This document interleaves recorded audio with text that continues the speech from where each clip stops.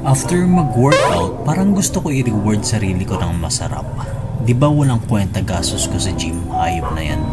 So ayun, naglakad-lakad lang ako para may makainan na mura. Kanto Pares mukhang masarap ah.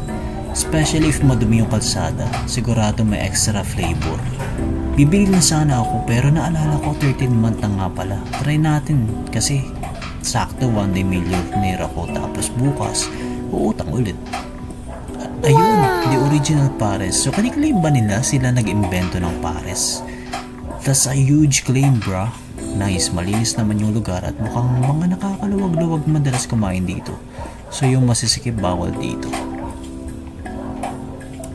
So ayan yung menu nila. Medyo wala masyado customer pero paggabi marami dito kumakain eh. So in-order ko yung tenton Pares at chop suey. Sakto lang naman yung price para sa akin kaso sana may aircon sila.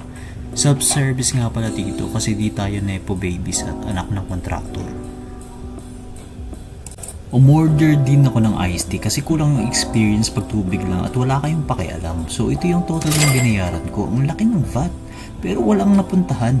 Ayan na si ate sinaserve yung order ko while serving face. Madami service ng shop suey nila kaso yung tendon 7 lang, akala ko 10. So 7 dun lang pala to. Isang cup lang tayo ng rice, syempre di tayo masiba. Dahil poker face ako, huwag kayo mag-expect ng reaction na okay. I must say this is fire. Sarap niya. Yung tendon punong-puno ng collagen. Di ko alam kung ano yun pero sabi nila nakakabata daw yun. Parang di ko naman need. Bilisan ko lang yung kain kasi kakapagod mag-voice over. Di pa naman ako minomonetize eh. So ayun, sulit naman. Ito pala address nila if gusto nyo itry. Madami silang branch. Google mo te. Gege.